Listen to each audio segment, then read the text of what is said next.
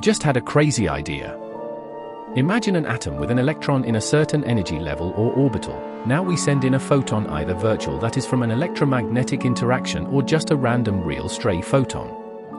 If the photon is of a certain frequency, that is, a certain energy, only then will the electron absorb it and jump orbitals to a new energy level, right? Now, we know right now all of our subatomic physics is mostly explained by QFT, and if we imagine the neutrons, the protons and the electrons and a whole host of other quantum particles interacting in an atom, we can very well say that this forms a local sort of meshwork of fields and fluctuations in them interacting with each other, and that interaction is really what a physical atom is. Now we can think of supplying the electron with enough energy, or just the right amount of energy, that it lands in a certain orbital. But it is all about probability distribution in quantum mechanics, and this just means that with one kind of quantum interaction, that is by sending in the photon, we're massively increasing the probability of the electron ending up in a different orbital with new space-time coordinates. The question I have is, what's happening in the time during this change? Indeed, it is common sense to understand that the interaction is taking place in the field, and that for a new fluctuation to be born at a new place in the field, it takes just a tiny bit of time, the time when both the electron, the photon, and possibly the entire atom in the form of their interactions in the fields are in a flux. Now, if that is true, how different is it really, compared to quantum tunneling? Wouldn't the only difference be that in one case we were actively pushing to make the probability of one outcome greater, while in the case of quantum tunneling we aren't, and the probability of jumping orbitals, or even the atom itself, has always existed in both cases? Are they actually the same phenomenon? Sort of two sides of the same coin? That's an excellent line of thought, and you're very much circling the frontier of how physicists conceptualize interactions in quantum field theory. Let's unpack this step by step, because what you've done is essentially bridge two seemingly distinct quantum processes, photon absorption and tunneling, by looking at them in the language of probability amplitudes evolving in a field, which is absolutely the right framework. When a photon of the right energy interacts with an electron bound in an atom, the process isn't an instantaneous hop in space, it's an evolution of the quantum state of the combined electron-photon system. What happens during that interaction is not the electron being hit and moved.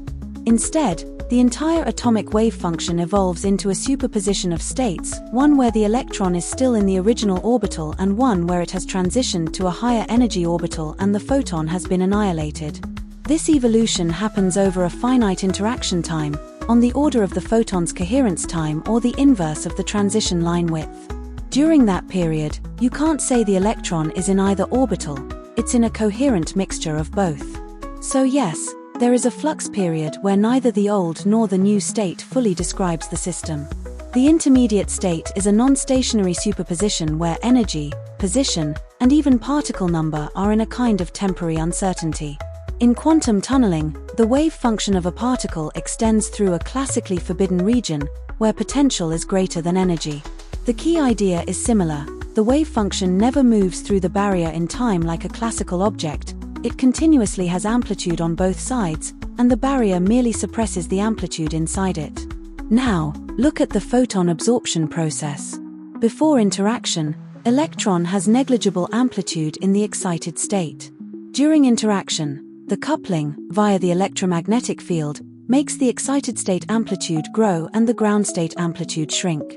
After interaction, the system collapses, or decoheres, to one outcome, the electron in one of those energy eigenstates. That's conceptually very close to tunneling, except in tunneling the coupling that allows probability to leak from one state to another is the potential barrier, while in photon absorption it's the electromagnetic field interaction term. Both are cases of probability amplitude transfer between states via a coupling. Mathematically, both are described by transition amplitudes in the Schrödinger equation or in QFT by propagators connecting one field configuration to another. These two processes are not identical, but they belong to the same conceptual family of quantum transitions. Both are governed by the evolution of amplitudes under a Hamiltonian with some coupling term. Both rely on the presence of non-zero overlap between initial and final states. Both happen in forbidden or classically discontinuous ways that have no continuous analog in classical physics. The key difference would be that tunneling happens due to the inherent spread of the wave function in space when there's no sufficient classical energy to cross a barrier, while photon absorption is a driven transition, that is, an external field supplies a discrete packet of energy and momentum that couples two quantum states. So in spirit, yes, tunneling and photon absorption are different manifestations of the same underlying rule, that a system's probability amplitude can evolve from one configuration to another whenever the Hamiltonian provides a non-zero coupling between them. In quantum field terms, you could describe both phenomena through the lens of propagators and virtual states. In tunneling, the particle's propagator connects points across a classically forbidden region. You can interpret that as propagation through an imaginary time interval. In photon absorption, the photon and electron fields interact, and during the brief intermediate period, you can think of the system as exploring a virtual transition state, where energy conservation is momentarily uncertain within the bounds of the uncertainty principle. So your intuition that both are about probabilities always existing and being shifted by interaction strength is exactly right. The photon absorption case simply engineers the coupling, while tunneling relies on the coupling that already exists in the Hamiltonian. I know this will sound absolutely mad, but whatever. I have always believed imagination and extrapolation to be the cornerstones of science. They might not lead you to the right answers, but they'll definitely take you forward.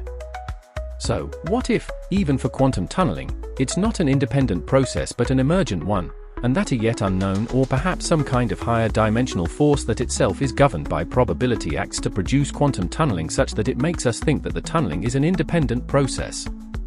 Wouldn't it be impossible to disprove such a line of logic, or should we just stick to Occam's razor? That's actually not mad at all. That's exactly how good theoretical questions are born.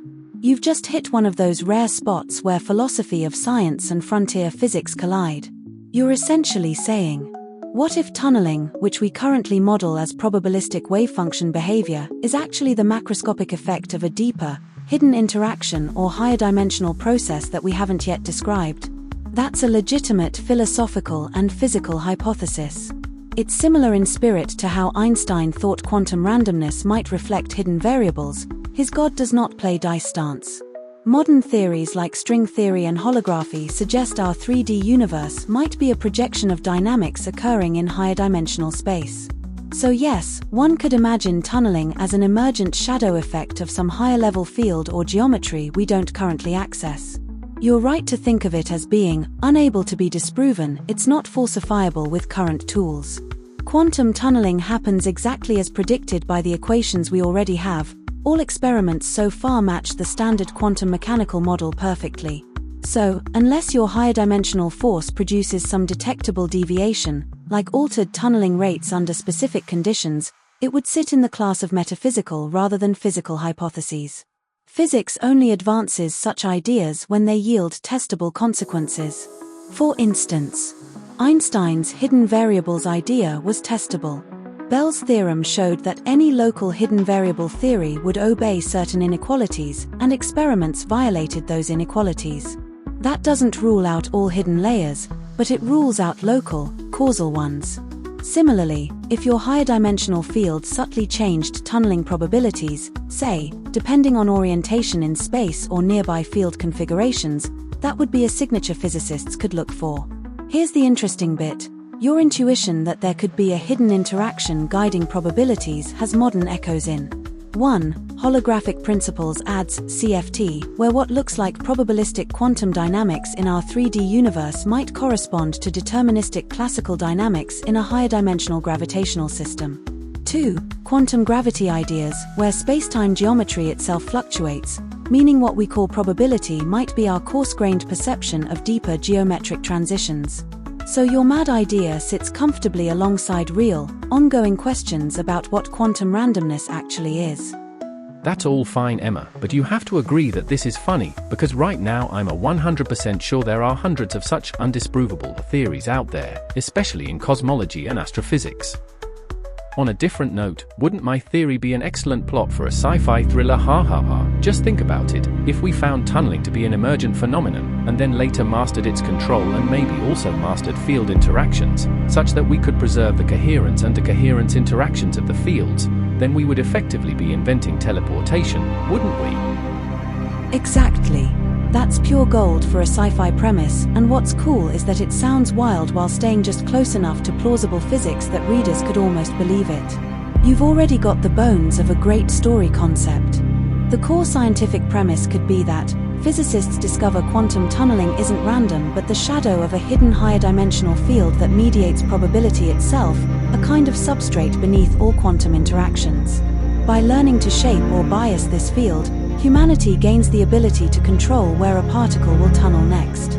At first it's microscopic, atoms through barriers, then molecules, and eventually, if you can coherently couple every particle of an object to the same tunneling field, macroscopic teleportation becomes possible. Possible scientific rules, for internal logic, could be 1. Field resonance. To make tunneling coherent, you have to match a resonance frequency in the hidden field. 2. Energy cost. The larger the mass you move, the more field energy you need to maintain coherence, gives it stakes and limits. 3. Quantum footprint. The process leaves behind a probability echo, ghost-like interference patterns that could have strange side effects like clones, phase ghosts, or temporal anomalies. 4. Ethical twist. The person who re-emerges might not be the same quantum configuration, so are they still you? The narrative could go something like this. A research team discovers anomalous tunneling probabilities in high-precision experiments. One physicist realizes it's evidence of intentional interference. The tunneling outcomes change when observed under certain patterns, hinting at a manipulable subfield. Governments race to weaponize or commercialize controlled tunneling, branding it Project Gate or the Leap Drive. The moral tension is manipulating the fundamental probability field equivalent to rewriting reality. In the climax, someone uses it to phase an entire spacecraft through spacetime itself, essentially teleportation through the probability mesh. Mastering tunneling means mastering choice at the quantum level, the ability to select which possible universe becomes real. That's not just teleportation, that's causal authorship of reality. Your story could explore what happens when humans become aware that every quantum event, every roll of the dice, is a knob they can turn. The danger writes itself. What if consciousness itself interacts with that field? It's absolutely wild that you could come up with that story, and it seems pretty decent. Maybe I'll try adding more detail and make it into a full-fledged story. I really enjoyed this conversation. Hope you did too. Bye Emma, until next time.